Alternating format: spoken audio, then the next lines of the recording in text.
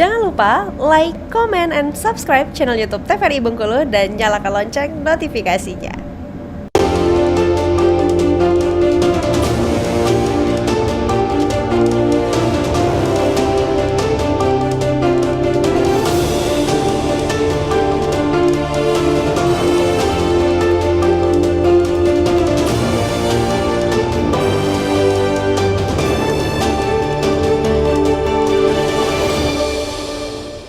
Pemirsa, Anda kembali bersama kami tentunya masih di Berendo dan kita tadi sudah ini berdiskusi ya seputar dengan kinerja APBN di menjelang akhir tahun 2024. Kita mendapatkan jawabannya pemirsa bahwasannya untuk akhir tahun ini memang yang menjadi tolak ukurnya adalah pertanggungjawaban ya Bapak ya. Pertanggungjawaban ini apakah sudah sesuai dengan yang diharapkan atau belum. Nah, kalau untuk di Bengkulu mungkin saya ke Pak Irfan terlebih dulu nih Pak. Kalau untuk strategi untuk mendorong realisasi di Bengkulu untuk realisasi belanja negara seperti apa Pak?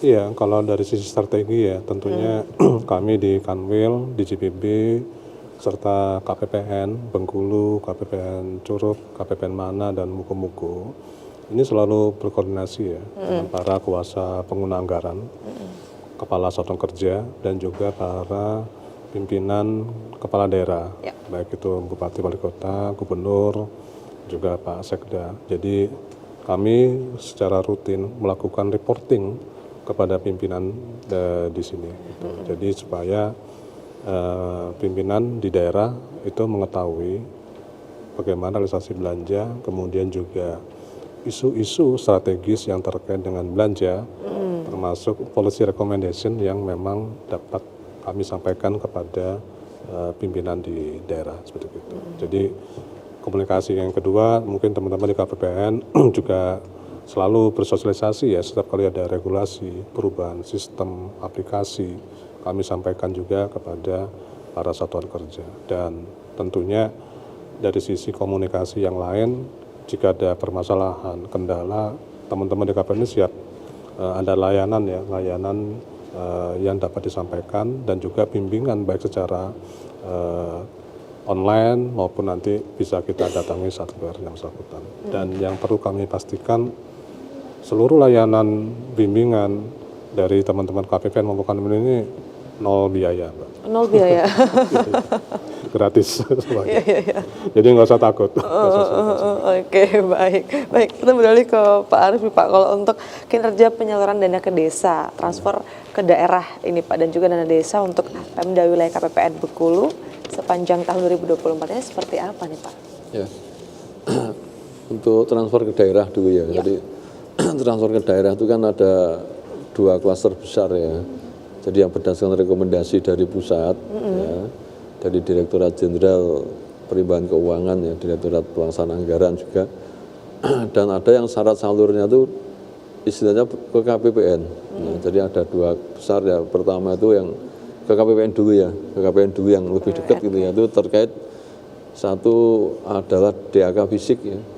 Jadi untuk pembangunan infrastruktur yang menjadi salah satu standarisasi nasional pakai DAK fisik, kemudian juga dana desa ya, dana desa. Terus tadi sampaikan oleh Pak Kakambil tadi memang sudah sangat bagus sebenarnya ya kalau di Bengkulu ya penyaluran ke itu sampai sekarang kan sudah sekitar hampir 90% ya. Oh, 90. Ya, jadi tinggal menunggu yang DAK fisik itu masih ada yang namanya pencairan tahap 3 ya dan yang sekaligus ya. Tapi insya Allah kami optimis ya. Karena kami juga menjalin komunikasi yang intens ya dengan pemerintah daerah itu akan selesai. Ya. Kemudian untuk dana desa sendiri itu sudah 100% dana desa ini tersalur. Nah, jadi desa tinggal memanfaatkan ya. Hanya tinggal insentif desa nih Mbak yang belum 100% ya. Dari kan 72 desa yang dapat nih kita kan nangani yang utara sama tengah ya. Itu tinggal 31 desa ya, masih separuh lah yang ya. Tapi ya insya Allah itu akan tercapai juga ya. Karena kami kan selalu memonitor melalui DPMD ya, Dinas Pemberdayaan Masyarakat dan Desa ya. Kami intens hampir kita tiap minggu lah kita adakan sharing session. Terus kemudian juga dari monitoring kami itu setiap saat kan bisa dimonitor itu. Ya. Terus yang kedua terkait yang dari pusat ya tadi sampaikan Pak Kakak tadi. Itu kecepatan salur ya. Seperti contoh yang pusat DAU.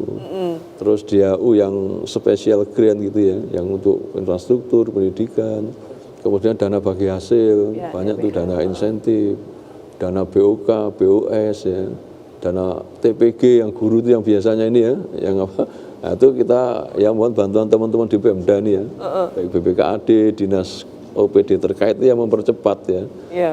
Di samping itu juga memonitor, karena itu kan di pusat ada statusnya tuh, sudah dikirim ternyata salah. Nah itu kan Oh iya. jangan sampai dikirim ditinggal gitu kan, dimonitor dipastikan betul, Betul. sampai itu selesai dan itu salur seperti itu Mbak.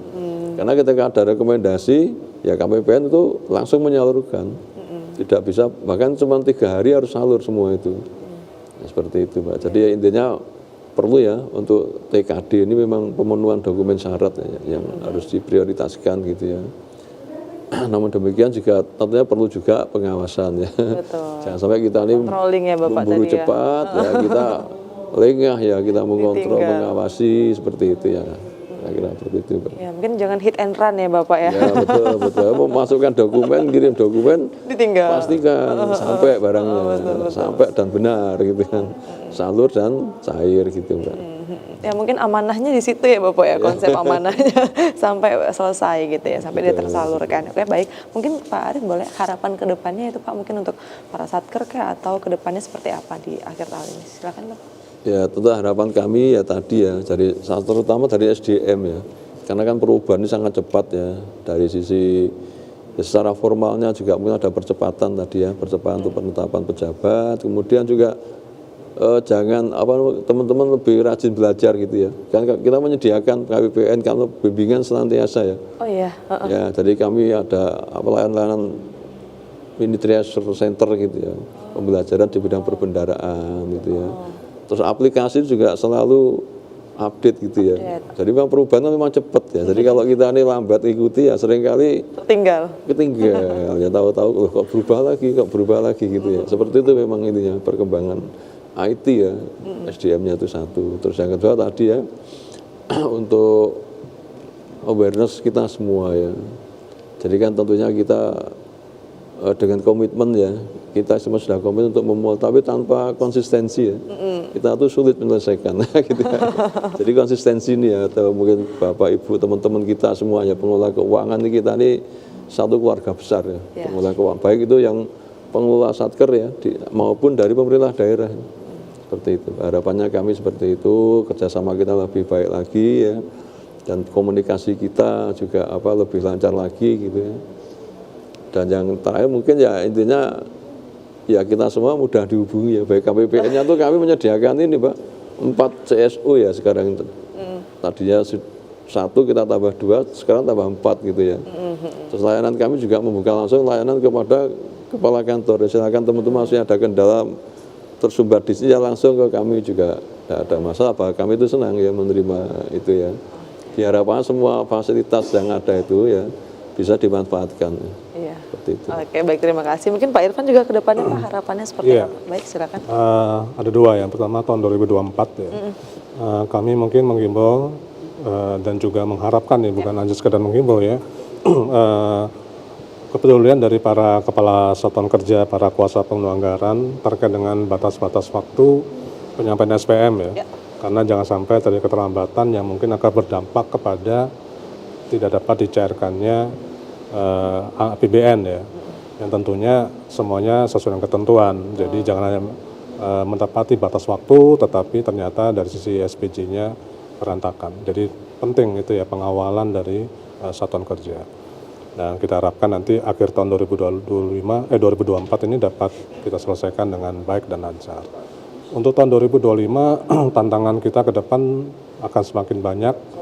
Capaian-capaian target akan semakin besar dan akan lebih terukur lagi.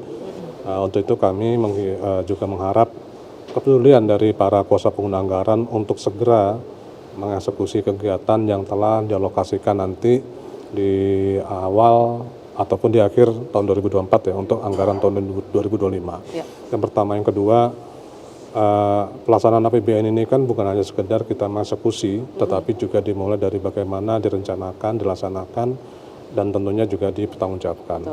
Nah ini juga peran dari pimpinan KPA kembali ya, karena saya sering menyebut KPA itu harus melihat mengontrol para pejabat perbendaharaan saja, seperti PPSM, PPK, karena memang sebagian kewenangan sudah didelegasikan, tetapi tetap harus dilakukan monitoring dan evaluasinya.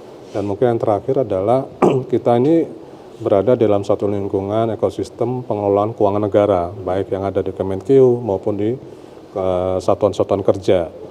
Nah, dana ini berasal dari pajak, dari bea cukai, dari PNBP, harus kita kelola dengan baik, jangan sampai disalahgunakan. Iya. Seperti itu kan Pak ya. Jadi memang harus diberikan kembali kemanfaatannya.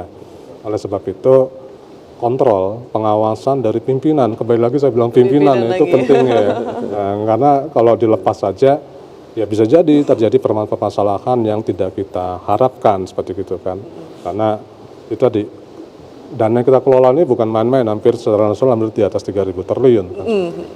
Itu mungkin dari kami. Dan terakhir, kami di Ditjen Perbendaharaan, Kanwil, dan 4 KPPN ini selalu melayani Bapak dan Ibu sekalian di satuan kerja dengan baik. Kalau ada hal-hal yang perlu dikomunikasikan silakan, dan tentunya kami tetap menjaga integritas dan profesionalisme kami, seluruh layanan kami tanpa biaya. Oke, baik. Terima kasih banyak Pak Irfan dan juga Pak Arief. Ini pemirsa, tentunya kita berharap di tahun 2024 ini untuk APBN dapat dipertanggungjawabkan ya Bapak ya dengan sebaik-baiknya. Semoga nanti ke depannya juga untuk Provinsi Bengkulu ini semakin banyak hal-hal baik yang ditemui oleh masyarakat Bengkulu. Terima kasih dari kami. Assalamualaikum warahmatullahi wabarakatuh dan sampai jumpa.